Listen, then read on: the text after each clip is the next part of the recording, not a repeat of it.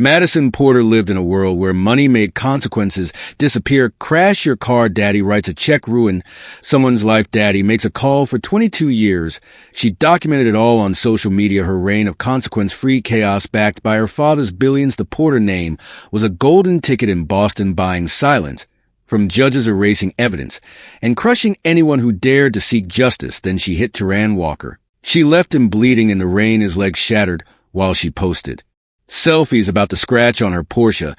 Just another mess for daddy's money to clean up. But this time was different. This time the case landed on Judge Desmond Cole's desk. For 15 years, the judge had watched Boston's elite treat justice like a commodity, waiting for the perfect moment to tear down their empire of privilege.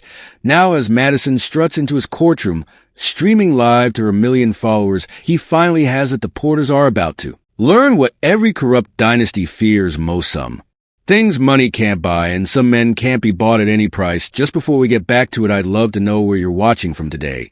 And if you're enjoying these stories, make sure you're subscribed, because tomorrow's special episode is one you definitely don't want to miss. Hey there, my amazing followers. Madison Porter's voice echoed through her massive walk-in closet, its perfectly lit interior bigger than most people's apartments. She held her phone at the signature influencer angle, designer rings glittering as she panned across rows of handbags worth more than a year's salary for the average American. Time for another closet tour. Daddy just got back from Paris, and you know what that means. Behind her, Maria, her maid, silently reorganized a stack of cashmere sweaters, trying to stay out of frame. Madison's perfectly manicured hand reached for a pristine white Hermes box, deliberately knocking over the neat pile of sweaters Maria had just arranged. Oops, Madison giggled, not even glancing at the mess. Sorry, not sorry. Anyway, look what daddy brought me. She opened the box to reveal a crocodile Birkin bag in a shocking shade of pink. It's a limited edition, only 10 made. I already have 3, but this color is everything. Maria bent down to clean up the scattered sweaters, her face carefully blank, as Madison continued her live stream. Oh my God, you guys won't believe who tried to buy this bag before daddy got it for me. That basic waitress who got fired last week for being like totally incompetent, as if she could ever afford it. The incident Madison referenced so casually had occurred at LeBlanc, Boston's most exclusive restaurant. She'd arrived fashionably late for her reservation, already tipsy from afternoon champagne, with her equally privileged friends. The waitress, Amanda Mitchell, a graduate student working to pay her tuition, had made the grave mistake of bringing a 2015 vintage instead of the 2014 Madison had ordered. Are you actually serious right now? Madison had shrieked, causing heads to turn throughout the elegant dining room. Do I look like someone who drinks inferior wine? Do you have any idea who I am? Amanda had stood her ground, professionally explaining that the 2014 was temporarily out of stock. The 2015 is actually considered superior by many critics. Miss Porter, I'd be happy to. The rest of her sentence was cut off by a face full of expensive wine as Madison threw her glass directly at her. Now, you can taste it yourself, you ignorant. The restaurant manager had materialized instantly, profusely apologizing to Madison while firing Amanda on the spot. Within an hour, Howard Porter's office had called to ensure the incident wouldn't make it into the society pages, and Amanda found herself blacklisted from every high-end restaurant in the city. Now, continuing her live stream, Madison pulled out her phone to show her followers the video she'd taken of Amanda's humiliation. Content warning: poor people trying to act important. She laughed, replaying the moment of the wine hitting Amanda's face while adding mocking comment. The stream's chat filled with laughing emojis and supportive comments from her million-plus followers, many of them aspiring to her level of consequence-free living. Madison basked in their attention, completely ignoring Maria, as the maid quietly excused herself, having finished cleaning up the deliberate mess. The incident at LeBlanc was just the latest in a long string of similar episodes. At 16, Madison had crashed her first car, a brand new Mercedes convertible, into the school's trophy case after deciding that parking in the main hallway would be iconic. Instead of facing consequences, she'd filmed herself sitting on the hood of the wrecked car, making peace signs while her father wrote checks and made calls in the background. Okay, you guys, story time. Madison positioned herself on her custom-made closet island surrounded by shopping bags. Remember that super viral video of me playing champagne cork target practice from my balcony? Daddy's PR team said I should address it, so here's what really happened. The video in question showed Madison and her friends drinking $2,000 bottles of champagne and purposely aiming the corks at homeless people 20 stories below, scoring points based on how close they got to hitting them when it went viral for all the wrong reasons. Howard's crisis management team had spun it as a misunderstood charity event. Madison had actually been announcing donations to homeless shelters, with each cork popped the fact that no shelters ever received any donations was quietly buried. It was totally just a game, and we were planning to donate anyway. Madison lied smoothly to her camera. People are so sensitive these days. But anyway, speaking of champagne, wait until you see what I'm planning for my million-follower celebration party tonight. She switched to her rear-facing camera to show the army of workers setting up for the party in her penthouse's main room. The theme is Know Your Place. Get it? Like everyone has to know their place. Society, the serving staff will be wearing these super cute little signs with their net worth, and my guests get points for making them cry. The winner gets a shopping spree at Gucci. This kind of casual cruelty had been Madison's trademark since childhood, carefully nurtured by her father's ability to make problems disappear. During her first year of college, she'd been caught using her phone to cheat. During a final exam, the professor, Dr. William Barnes, had initially stood firm. Miss Porter, this is grounds for immediate failure and possible expulsion. He'd stated, firmly confiscating her phone. Madison had just smiled, twirling her hair around one finger. We'll see about that, Daddy. Just Leo, supporting higher education.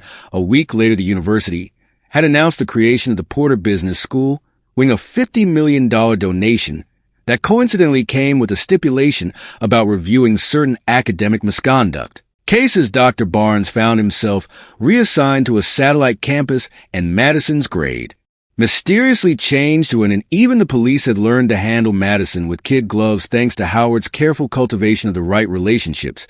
He taught her exactly how to handle any encounter with law enforcement, which officers were on his payroll, what phrases would get her immediate preferential treatment, and how to ensure any incident reports disappeared before they could be filed if Officer Williams pulls you over. He'd explained during one of their regular lessons in his home office. Just mentioned the charity gala for the Police Benevolent Association.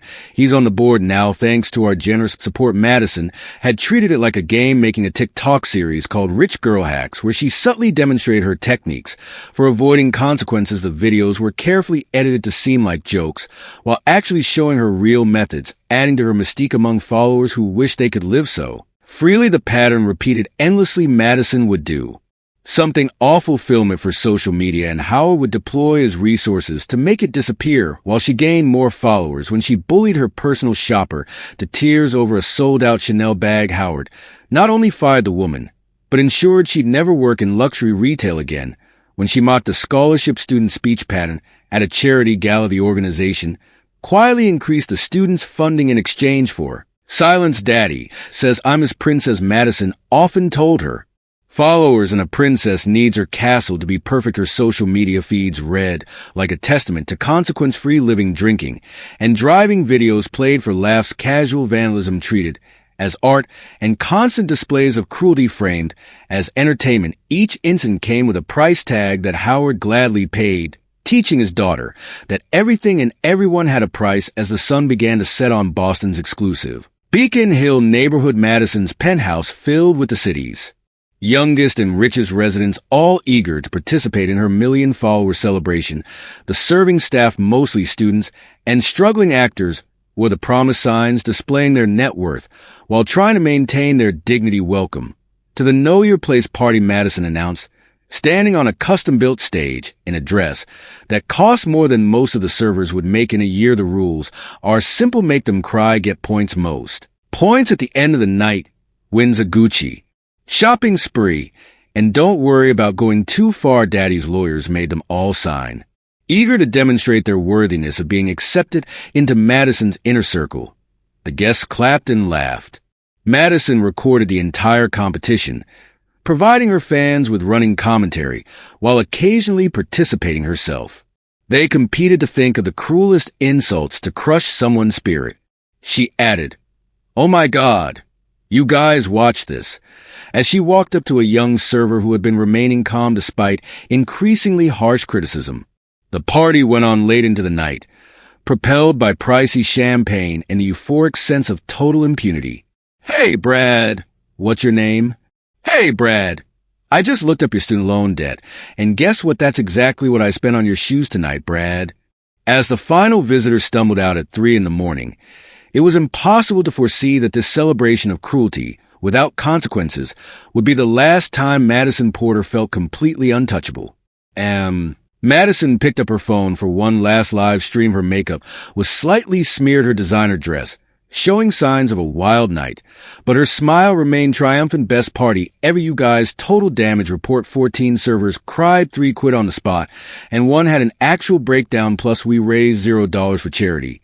Because, why bother? Stay tuned for tomorrow. I'm thinking of taking the Porsche for a spin after brunch, maybe I'll let you guys vote on which traffic laws to break. She ended the stream and walked to her floor-to-ceiling windows, looking down at the city that had always been her playground and her reflection. She saw exactly what she wanted to see: a princess in her tower, untouchable and unstoppable, protected by her father's power and money from any consequence life might try to throw at her. In less than 24 hours, that reflection would shatter. But for now, Madison Porter fell asleep secure in her belief that she would always be above the law, above morality, above the basic rules that govern everyone else's lives. Her last thought before drifting off was about which outfit she should wear for tomorrow's drive. It needed to be perfect for social media. After all, she had had no way of knowing it would be the last carefree decision she would ever make. Rain pounded the Boston streets.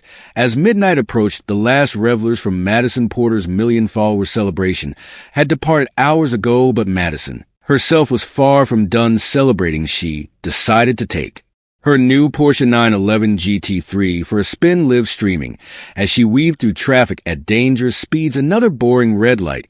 You guys, she held her phone in one hand, steering with the other, empty champagne bottles rolling around in the passenger footwell. But rules are totally optional when your daddy owns half the city, right? The rain-slick streets reflected the neon signs of the city's less affluent district where Taryn Walker was just leaving the community center he'd helped build from the ground up. Despite the late hour, he felt satisfied the youth mentorship program was making real progress, giving kids alternatives to the streets. Just one more block, he muttered, pulling his jacket tighter against the rain. His wife, Sarah, had texted earlier, saying their 8-year-old son, Marcus, was waiting up to hear about the center's latest success story. The security footage later recovered would show the sequence in horrifying clarity: Madison's Porsche running the red light at over 80 miles per hour. Taryn halfway through the crosswalk, the impact that sent him flying 20 feet, but in the moment all anyone heard was the sickening crunch of metal meeting flesh, followed by the screech of expensive tires as Madison fled the scene. Oh my God, Madison's live stream continued, her phone now on the passenger seat as she accelerated away. Did you guys see that? Some idiot just totally jumped in front of my car. This is so inconvenient. There's a scratch on my bumper. The handful of witnesses rushed to Terrence's aid, including 16-year-old Kevin Mitchell, who had been filming the street with his new phone. I got the car, he shouted to the others as they called 911. It's a gray Porsche, custom plates, Prince S1, across town in his palatial Beacon Hill mansion.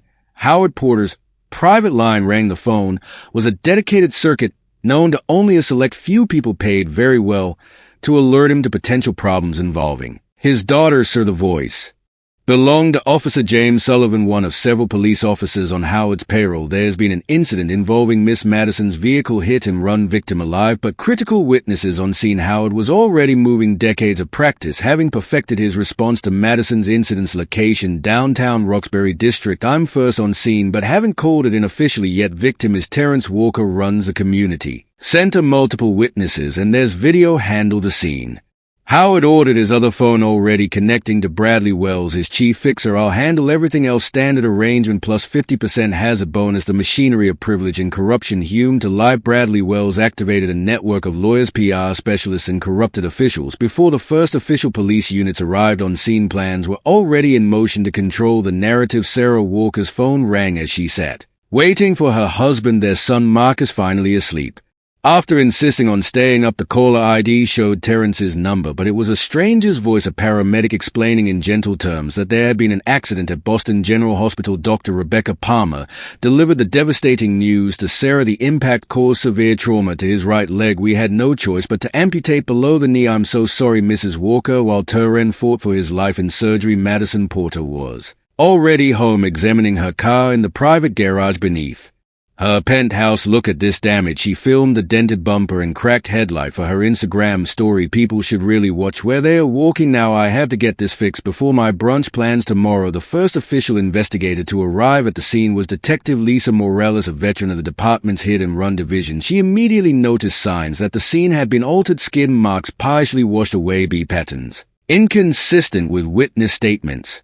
What exactly happened to the car parts we found? She demanded of Officer Sullivan. Must have been moved during the initial response. He replied smoothly, you know how chaotic these scenes get. I've logged everything as miscellaneous debris. But Detective Morales had already spotted something. The cleanup crew had missed a small fragment of custom paint, the exact shade used on Madison Porter's limited edition Porsche. She carefully pocketed it before anyone could notice. The next morning, while Turan Walker's family gathered around his hospital bed, Madison Porter was posting breakfast selfies from her favorite rooftop restaurant. My head, she captioned, one photo too much champagne, but at least my outfit is on point. In his chambers at the courthouse, Judge Desmond Cole reviewed the preliminary reports from the hit and run. 20 years on the bench had taught him to recognize the signs of powerful people meddling with justice. The inconsistencies in the police reports were too perfect, the witness statements too vague where they should have been clear. Margaret, he called to his clerk, pull everything we have on Howard Porter's previous legal entanglements, every case, every settlement, every judge who's heard anything involving him or his daughter. Howard Porter himself was meeting with Police Chief William Bradford at the Somerset Club, Boston's most exclusive private establishment. They sat in a wood panel room that had hosted centuries of similar conversations. Powerful men making problems disappear. The witness situation concerns me, Howard said, sliding an envelope across the mahogany table, especially the boy with the video. Chief Bradford picked up the envelope without looking inside. I'll have my people speak with the families. These situations can be confusing for young people. Sometimes they misremember details. Meanwhile, at Boston General, Sarah Walker sat holding her husband's hand while Marcus drew pictures for his father's hospital room. The doctors were explaining the long road ahead, months of rehabilitation, the cost of prosthetics, the likelihood that Turan would never walk normally again. The community center, Turan whispered, his voice weak. The kids need you. Sarah squeezed his hand. The center will be fine. We'll figure everything out. She didn't mention the mysterious phone call she'd received that morning, a lawyer offering an immediate cash settlement in exchange for signing some papers. She'd hung up without letting him finish. Madison's first court appearance was scheduled for the following week. She arrived at the courthouse in a designer outfit worth more than most fams' monthly income, her makeup perfect for the cameras she knew would be waiting. Justice is like so boring, she posted, taking selfies on the courthouse steps. At least my outfit is fire. The court fashion rich girl problems. Her father's legal team had prepared a careful strategy. Paint Madison as a victim of a dangerous intersection. Suggest that Turan had been jaywalking. Emphasize the unclear road conditions. They'd assembled focus groups to test different narratives, finding the most sympathetic angle for their privileged client. Remember, lead attorney Jonathan Pierce coached Madison before entering the courtroom. You're a young woman who was tragically the wrong place at the wrong time. Show remorse, but not guilt, confusion, but not responsibility. But as they entered courtroom 7, they found Judge Desmond Cole presiding. A development Howard's network hadn't managed to prevent. The judge's reputation for incorruptibility was legendary, his commitment to equal justice unwavering. Miss Porter, Judge Cole's voice cut through the courtroom's whispers. I see you're recording with your phone in my courtroom. All devices are switched off and put away. This isn't social media. This is Justice. Madison's perfectly maintained facade cracked slightly as she was forced to hand her phone to her lawyer. For the first time in her life, she couldn't simply document and dismiss what was happening to her. Detective Morales sat in the back of the courtroom observing. She'd spent the week watching key witnesses suddenly changed their stories. A teenager with the video now wasn't sure about the car's details. The other witnesses had developed surprising problems with their memory, but she'd been building cases against privileged perpetrators long enough to know how to play the long game. The preliminary hearing proceeded according to the defense's plan. Madison was charged, but released on bail, with Howard's lawyers successfully arguing against any travel restrictions outside the courthouse. Howard's PR team had arranged for sympathetic reporters to be in prime positions. Madison Porter, daughter of prominent businessman Howard Porter, has been unfairly targeted in this unfortunate accident. Jonathan Pierce announced to the cameras, we're confident that when all the facts come to light, she will be completely exonerated. But not everything was going according to Howard's carefully orchestrated plan. Judge Cole had scheduled an unusually aggressive timeline for the trial, limiting the defense's ability to delay, and in his chambers, he was already reviewing Madison's history of similar incidents, cases that had mysteriously disappeared from official records, but left traces in judicial archives. Detective Morales was building her own case file, carefully documenting every instance of interference. She encountered the paint chip she'd recovered had been logged into evidence through a trusted colleague in the crime lab, bypassing the usual channels that Howard's influence controlled back at the M Hospital. Terrence Walker was beginning the painful process of physical therapy. The community center's board had assured Sarah they would keep his position open, but the mounting medical bills were already threatening to overwhelm them. Daddy Madison whined later, that evening sprawled on her penthouse couch. That judge was like super mean to me. Can't you just do something about him? Like you always do. Howard Porter stood at the window, staring out at the city he'd always been able to control for the first time. A note of worry crept into his voice. Judge Cole, he's different, princess. But don't worry, we'll find another way. In her office late that night, Detective Morales received an anonymous email containing security camera footage from a parking garage. The video showed Howard's fixer meeting with Kevin Mitchell's parents, an envelope changing hands. She added it to her growing file. Judge Cole also worked late, reviewing old case files involving Howard Porter's various enterprises. A pattern emerged. Judges who ruled against Porter's interests often found their careers taking unexpected turns. Those who ruled in his favor seemed to prosper. At his private club, Howard met with his crisis management team. The usual playbook wasn't working as smoothly as it had in the past. Judge Cole's reputation was spotless, making him immune to their usual pressure tactics. The media wasn't following their preferred narrative as obediently as usual. Get creative, Howard ordered his team. I don't care what it takes or what it costs. My daughter will not face consequences for this. But in his heart, a small seed of doubt had taken root. For the first time since Madison was born, Howard Porter faced the possibility that his money and influence might not be enough to protect her from the results of her actions. Madison remained oblivious to her father's concerns, already planning her out for future court appearances.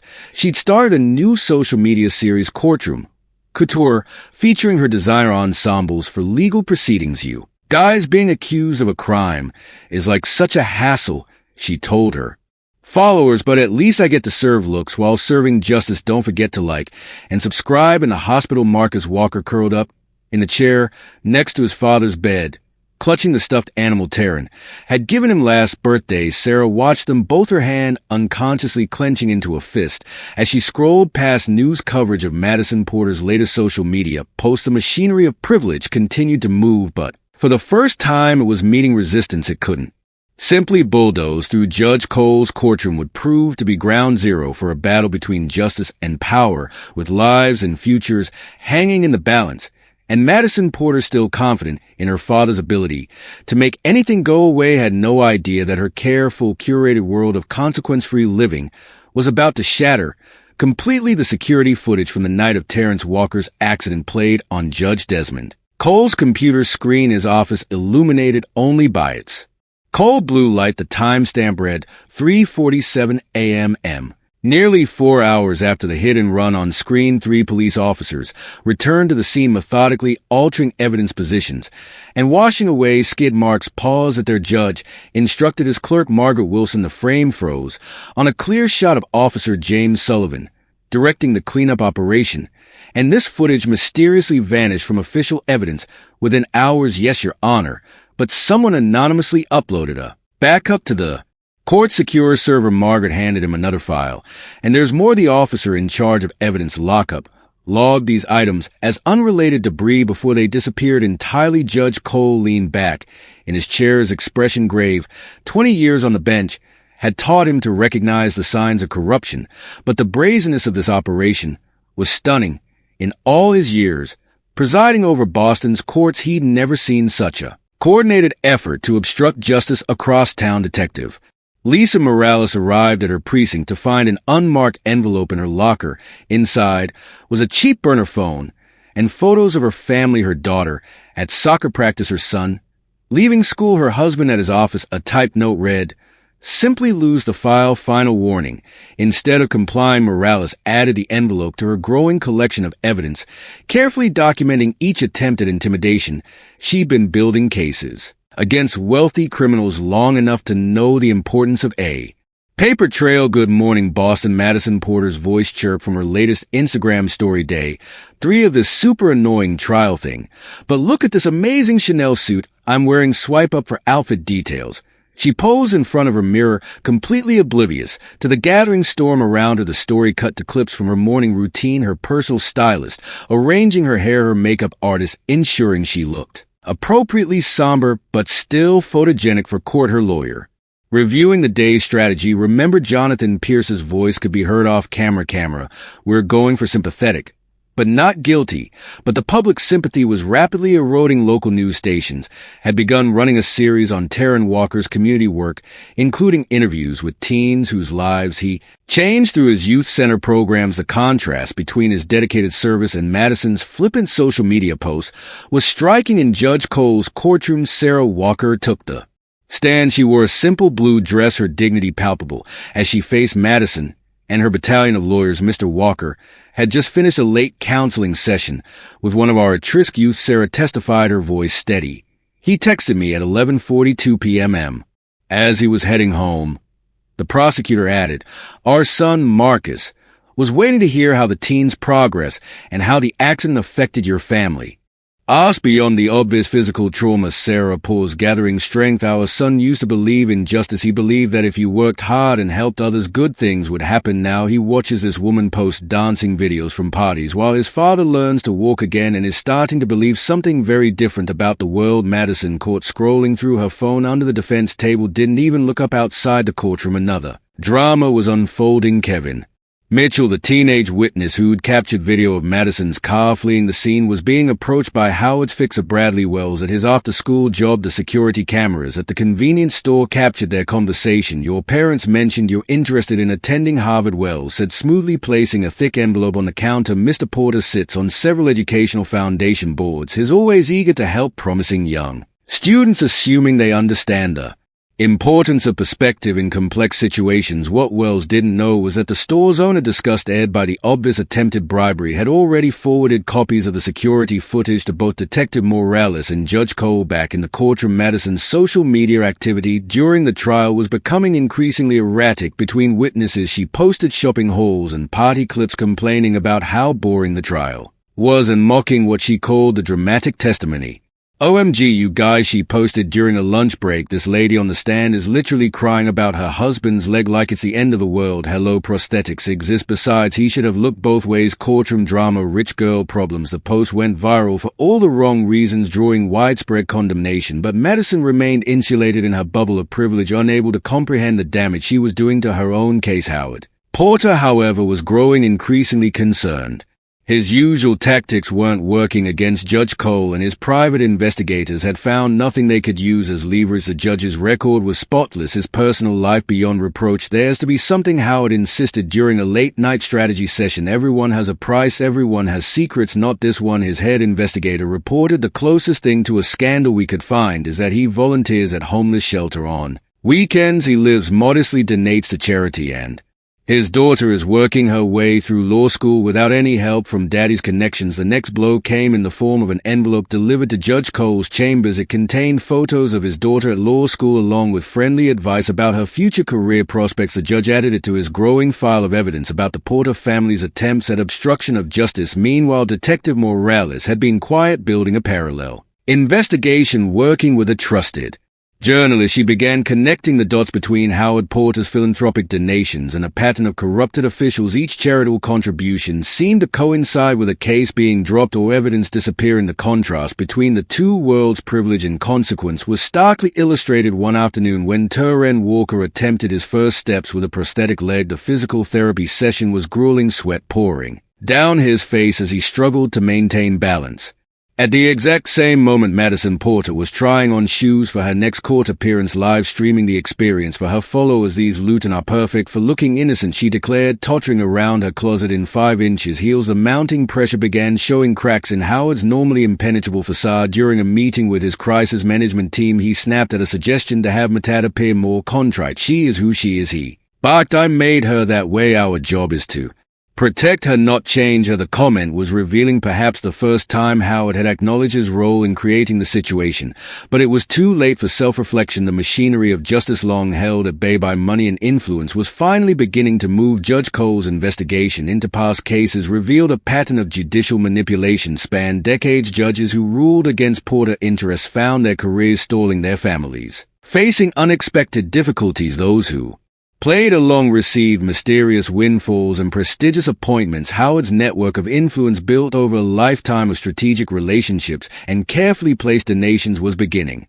to unravel. Officials who had once been eager to help now hesitated, worried about their own exposure. Detective Morales' evidence file grew thicker each day, and the news tips began arriving more frequently as people sensed a shift in the power dynamic. Former victims of Madison's behavior, long silenced by NDAs and payoffs, began finding ways to share their stories, but it was Madison herself who continued to do the most damage to her case. Unable to read the room or understand the gravity of her situation, she treated the entire process as content for her social media empire. During a particularly emotional day of testimony, when Terren Walker, physical therapist, was describing the challenges he would face for the rest of his life, Madison was caught taking selfies with different sad expressions, apparently practicing her courtroom faces. "Your Honor," her lawyer tried to explain, "Miss Porter is simply documenting her experience." Judge Cole's voice cut through the courtroom like a blade. "Mr. Pierce, this is not a social media event. This is a serious criminal proceeding with life-altering consequences for real people." The word consequences seemed to bounce off Madison's perfectly styled exterior. She'd never faced real ones before. Why should this be any different? But the ground was shifting beneath her Luton heels. Her former friends, sensing the change in wind direction, began quietly distancing themselves. Party invitations dwindled. Her social media engagement numbers started dropping as public opinion turned against her. Howard Porter, watching his daughter's oblivious performance in court, began to feel something he hadn't experienced in decades: fear not of legal consequences. He'd always managed those, but of the possibility that his carefully constructed system of privilege and protection might not be enough. This time, Judge Cole received another package in his chambers, this time containing detailed financial information about his daughter's law school loans, along with suggestions about how quickly those loans could be forgiven. He added it to his evidence file without hesitation. "Your Honor," Margaret said as she watched him document the latest attempt at bribery. "They are getting desperate." "Yes," Judge Cole agreed, "and desperate people make mistakes." In a separate investigation, Detective Morales was closing in on the network of corrupted officials. Each new piece of evidence revealed another layer of Howard Porter's influence machine. The teenager's convenience store video had opened up new avenues of investigation, leading to other instances of witness tampering, but the most damaging evidence continued to come from Madison herself. Her social media posts, intended to maintain her image as an untouchable princess, instead painted a picture of someone completely detached from the concept of responsibility. Court fashion update she posted after another day of testimony: "Judge Cole totally gave me the evil eye for my address today. Sorry, not sorry for looking amazing while dealing with this drama. Courtroom couture, rich girl life." The hashtags were now being filled with negative comments, but Madison either didn't notice or didn't care. She'd never had to care about public opinion before. Daddy's money had always insulated her from consequences. The day's session ended. Judge Cole sat in his chambers, reviewing the mounting evidence of corruption. On his desk, files detailed decades of manipulation and obstruction.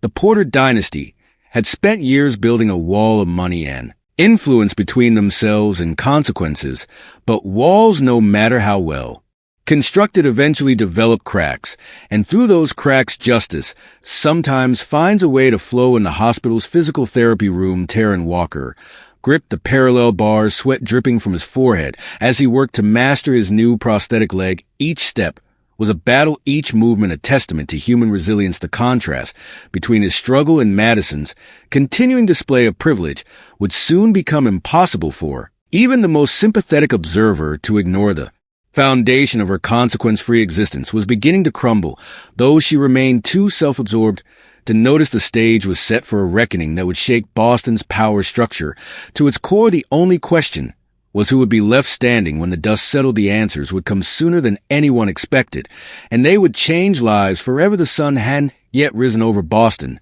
when Howard Porter's investigation team delivered their latest report on Judge Desmond Cole. They tracked his weekend movements, hoping to find anything they could use as leverage. Instead, They discovered him volunteering at St. Mary's homeless shelter serving breakfast and helping residents with job applications. He does this every Saturday, the lead investigator explained, spreading surveillance photos across Howard's mahogany desk. No cameras, no publicity, not even a tax write-off. He just helps people. Howard slammed his fist on the desk, sending coffee splashing across the expensive. What everyone has something set up cameras around the shelter stage, some compromising situations if you have to. I don't care what it takes, but their attempts to trap the judge backfired spectacularly when they planted a young woman to act drunk and throw herself at him. Cole simply called her an Uber and paid for it himself. When they arranged for a donor to offer a substantial contribution to the shelter in exchange for judicial favors, Cole reported the attempted bribery to the ethics committee. Meanwhile, Madison was live streaming her morning routine, completely oblivious to her father's mounting desperation. Her phone propped up on her bathroom counter, she chatted with followers while her glam team prepared her for another court appearance. You guys, court is like so exhausting, she pouted as her makeup artist applied another layer of mascara.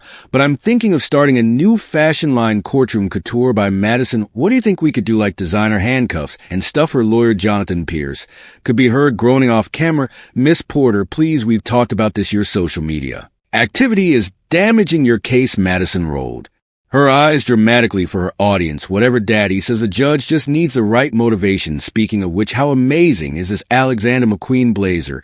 Totally giving innocent rich girl vibes in the courthouse. Detective Morales was reviewing security footage from the parking garage beneath the building. Howard's fixer, Bradley Wells, had been busy. The cameras had caught him meeting with multiple witnesses. Each encounter followed by sudden changes in testimony. Look at this, she pointed out to her partner. The timestamp matches exactly when our star witness suddenly revealed memory problems about the car's description. The evidence of witness tampering was mounting, but Howard's influence still ran deep. Each time Morales tried to move forward with charges, paperwork mysteriously disappeared or witnesses suddenly became unavailable. The morning's court session began with Terrence Walker's emotional testimony about the night of the accident as he described the impact and his desperate attempts to drag himself out of the road. Madison sat at the defense table taking duckface selfies. Miss Porter, Judge Cole's voice cracked like thunder through the courtroom.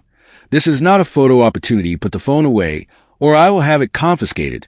But Your Honor, Madison protested, my followers need to see your followers. The judge's expression could have frozen hell itself. Mr. Walker lost his leg because of your actions and you're concerned about your followers. The exchange went viral within hours, with social media turning decisively against Madison, but she remained insulated in her bubble of privilege, posting a follow-up video complaining about the super mean judge who totally doesn't understand influence or culture. Howard watched the public reaction with growing alarm. His usual network of allies was becoming increasingly hesitant to help at his private club where he'd always conducted business. Over expensive whiskey and handshake deals, he found himself sitting alone.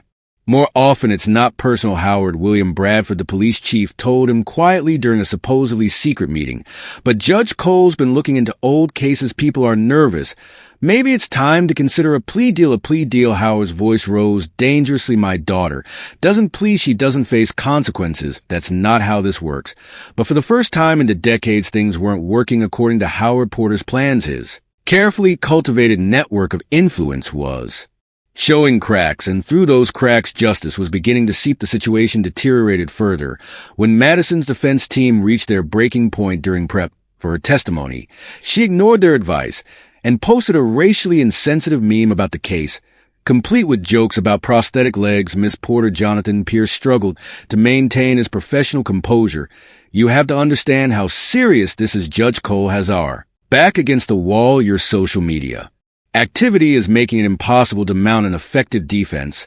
Oh my God, you sound just like Daddy. Madison rolled her eyes, already composing another post. Everyone needs to calm down. Nothing bad ever happens to me. Remember, that's like my whole brand. The entire defense team quit the next morning, leaving Howard scrambling to find replacements. But top law firms, sensing the shifting winds, were suddenly too busy to take the case. Detective Morales seized the opportunity to serve search warrants on the offices of Howard's recently departed legal team. A junior lawyer, disgusted by what he'd witnessed, had been copying documents before leaving the evidence of corruption and Witness tampering was damning. Judge Cole received the latest anonymous tip about evidence tampering and began reviewing old cases involving Howard's business associates. A pattern emerged, a web of corruption stretching back decades, all protected by money and influence. Your Honor, Margaret reported, we found similar patterns of evidence manipulation in at least 30 cases involving Porter Industries or its subsidiaries. The judge nodded grimly. Document everything. This goes beyond one hit-and-run case.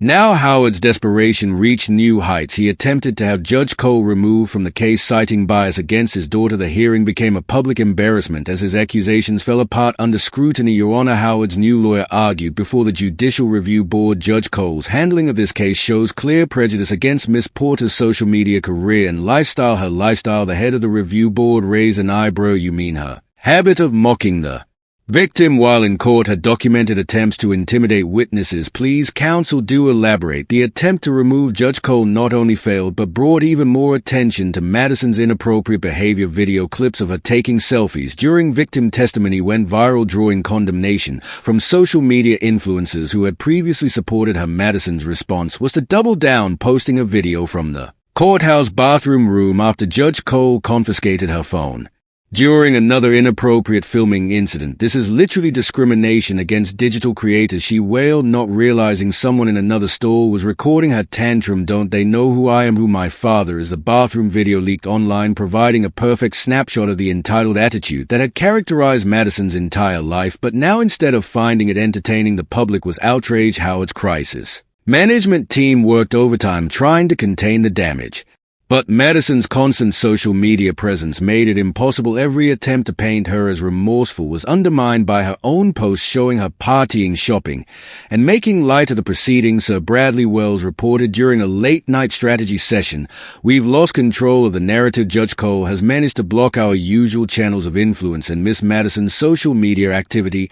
I don't want excuses," Howard shouted, his usual composed facade cracking. "I've spent her entire life making sure she never faces consequences. I'm not going to fail her now." But failure was becoming a real possibility. Detective Morales' investigation had uncovered a paper trail of bribes, threats, and corruption. The witnesses who had changed their stories were beginning to recant, feeling safer under Judge Cole's protective orders. Madison remained oblivious to the gathering storm during another court session while Terrence's physical therapist testified about his grueling recovery process. She was caught playing a mobile game under the defense table. Miss Porter, Judge Cole's patience had clearly reached its limit. Since you seem unable to grasp the seriousness of these proceedings, perhaps a night in custody will adjust your perspective. What? No. Madison's perfectly made-up face crumpled in shock. Daddy, do something. For the first time in her life, Howard Porter could only watch helplessly as his daughter faced actual consequences. The sight of Madison being led away by court officers still protesting that this isn't fair and "don't you know who my father is" became the day's top news story. She was released the next morning, but the brief taste of consequences had shaken her. For perhaps the first time, she began to realize that her father's money and influence might not be enough to protect her. This time, Howard's response was to become even more aggressive in his attempts to control the situation. He doubled the bribes offered to witnesses,